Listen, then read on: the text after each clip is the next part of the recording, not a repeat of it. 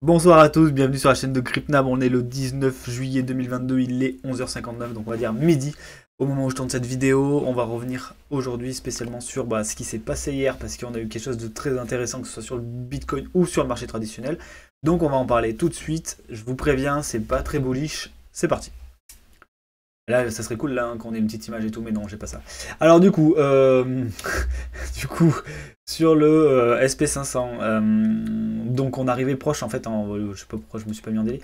En délit, on arrivait proche de cette résistance qui fait quand même office depuis un moment de ce canal baissier. Donc on a cette résistance qui a fait office, on va dire, allez, une petite fois ici, deux fois, trois fois, quatre fois, cinq fois, six fois, sept fois. Donc elle commence à être une réelle résistance, on peut le dire. Donc combien de temps elle va taper en étant résistante, et au bout d'un moment on va sûrement la casser, mais quand c'est la question. En tout cas, c'était pas hier. On verra aujourd'hui sur l'ouverture US s'ils décident de rattaquer un peu comme ici. Mais pour l'instant, on a quelque chose de pas très très très positif, et c'est ça qui impacte notamment le Bitcoin, Ethereum, etc. Et où on va justement revenir sur le mouvement un peu farfelu d'hier. Donc ici, SP500 qui va certainement retourner tâter ses plus bas ici, donc on va être encore sur... moi je pense qu'à un moment donné, on va avoir la vraie récession, donc on reviendra en bas de canal, soit tâter le creux ici, soit carrément en bas de canal. Je suis pas très très bullish sur le court terme au niveau des marchés tradis. Le seul truc intéressant, c'est que on a un changement de dynamique en une heure sur le dollar. Donc ça veut dire qu'on aura potentiellement de l'argent qui va venir se réfugier dans les assets à risque, donc les riscon, et dont le Bitcoin, les cryptos font partie. Donc à voir. Potentiellement, du coup, le SP qui va retenter aujourd'hui une attaque sur la résistance.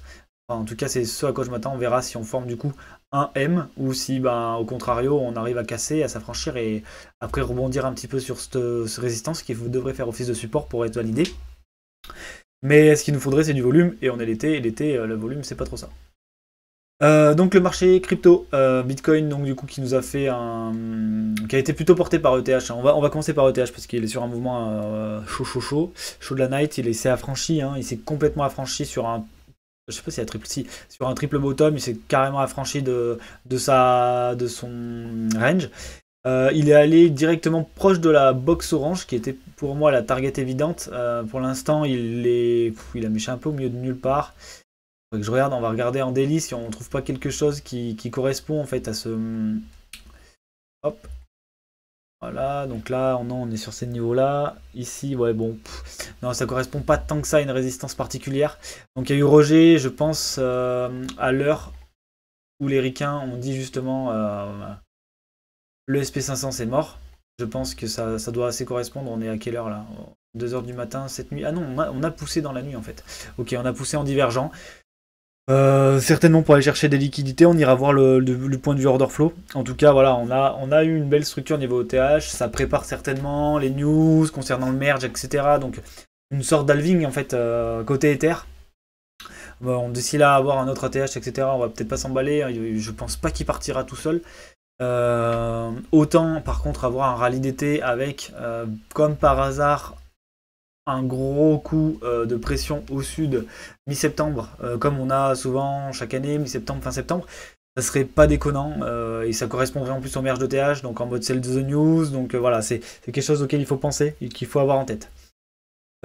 Niveau BTC du coup, on est toujours dans ce canal, un peu comme on l'avait fait précédemment, une espèce de canal ascendant.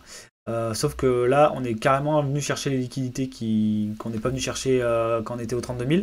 Là, on est venu les chercher, notamment grâce à ETH, donc il y a eu pas mal d'argent qui sont mis sur les cryptos. Là, ça se voit pas en spot, mais on a mangé ce sommet sur le futur, pas celui-là par contre. Donc potentiellement, on pourrait venir le chercher. J'y crois moyen parce que là, on est en train de s'essouffler et niveau order flow, notamment au niveau des alts, ça commence à FOMO un peu. Donc on risque d'avoir un retour de bâton tout simplement. Et on va passer sur ça tout de suite. Donc là, le Bitcoin, donc là je m'étais mis un peu en daily, je voulais regarder ce qui se passait, mais hop, on va se mettre en 5 minutes comme d'habitude pour la vidéo de journalière. Ici, qu'est-ce qui s'est passé? On a eu une grosse hausse ici des des open interest, cross hausse avec un dump tout simplement du ratio long. Le funding pas trop impacté, c'est normal, on est en train de liquider du short. Et du coup, forcément, beaucoup de shorters qui rentrent en position et ils sont en train de fermer leur position, tout là. Donc vous voyez ici, là, ils sont en train de fermer leur position, donc ils ont eu ce qu'ils voulaient. Certains se sont fait sortir, bien entendu, mais d'autres ont sorti leur épingle du jeu et ont pu tranquillement prendre des bénéfices. Ici, vous voyez, on fait un nouveau sommet sans vraiment avoir d'arrivée d'actifs sur le marché. On est juste venu liquider des petits shorters et on rattaque sur des fermetures de position. Des fois, on peut aussi regarder, là on est en USD, on peut aussi regarder hop, en Bitcoin, et vous voyez qu'en Bitcoin, en fait, il ne s'est plus rien passé derrière. On a eu ce sommet, fermeture de position, et voilà, tout simplement. Ici, on a liquidé beaucoup de longs à ce niveau-là. Vraiment beaucoup de longs, c'est pour ça qu'on a un trou, un espèce de trou dans le funding, parce que hop, mais bon, c'est revenu tout de suite dans le positif. Donc positif, funding positif dit, et ratio long qui monte dit beaucoup de longs en position.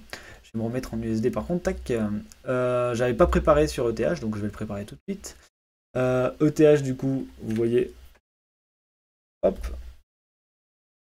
On va prendre Binance, qui est quand même là où il y a le plus de volume. On va mettre ici le ratio pour ETH, puisque là c'est le ratio pour Bitcoin. J'enlève tout le temps le spread qui sert à rien. Ça me donne plus de visu. Qu'est-ce qu'on a du coup? Là on est en 4 heures. On va zoomer, 5 minutes. Voilà, donc il a cassé. ETH a pété. On regarde un petit peu ce qui se passe en 5 minutes. Ça ne veut pas charger ici.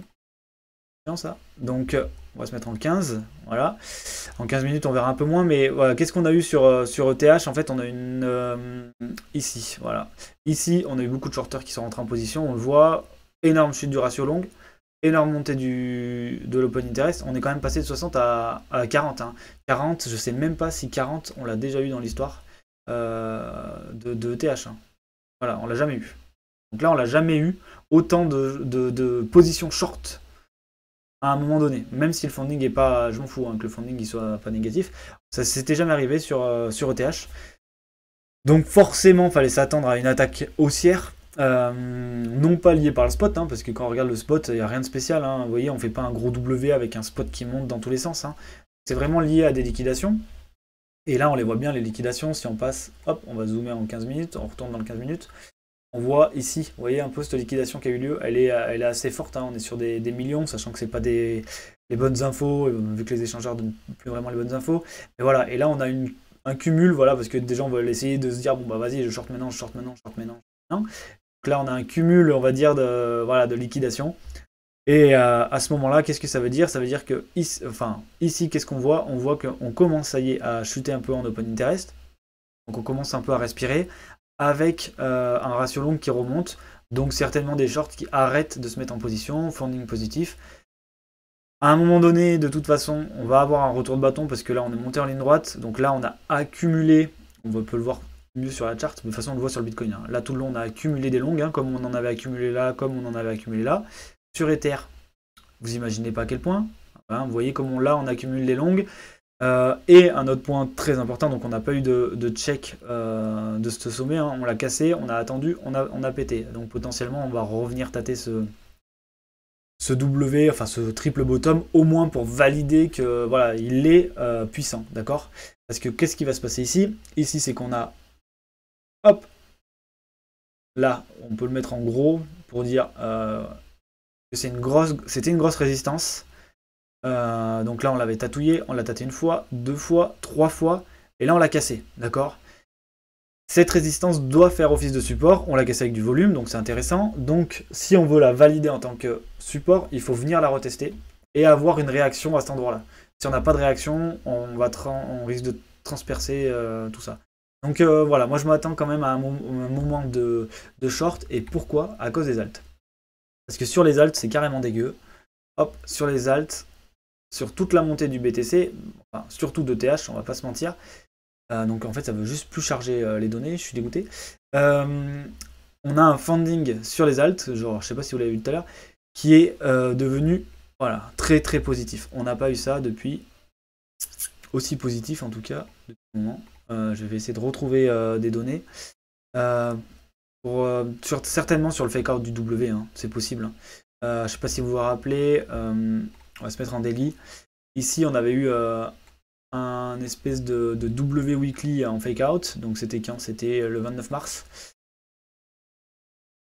En 4 mai, 4 mai, on a eu, ouais, bon, juste avant un gros dump, quoi. Mais bon, 4 mars, ça devait être bien positif aussi. Ouais, voilà, vous voyez, ça c'était très positif. Bref, à chaque fois qu'on a eu un retour très positif depuis cette baisse, hein, parce que c'est pas toujours le cas, mais dans le cas de cette baisse, depuis qu'on a la chute du Bitcoin, à chaque fois qu'on a eu un retour positif avec des hausses du Open Interest sur les alts, on a craché. Et là, si on se place en une heure, on voit que eh ben, c'est exactement ce qui est en train de se passer. On a une hausse du BTC, on a un retour fortement positif hein, du funding, et on a une hausse des Open Interest sur les altcoins, donc ça veut dire qu'on va dump, hein, tout simplement. Hein.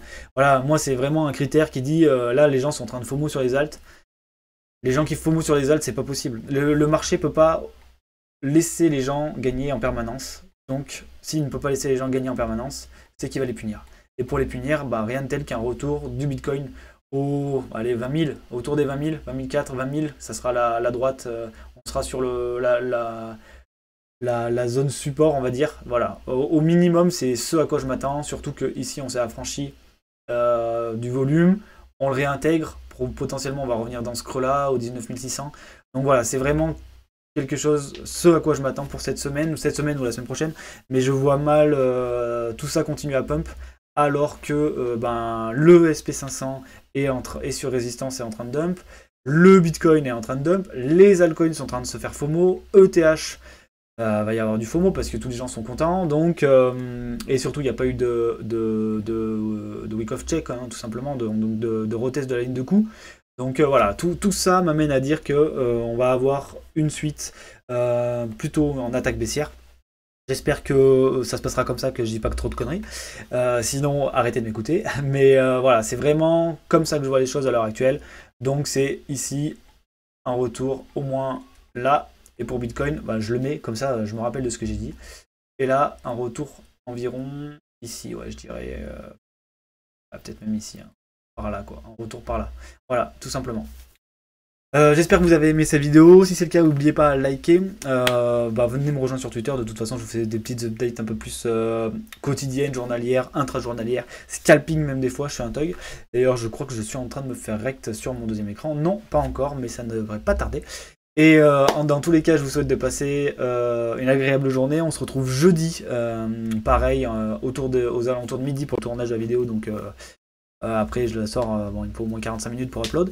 Mais voilà, je vous souhaite de passer du coup un bon mardi, un bon mercredi, et on se retrouve jeudi. Ciao, ciao!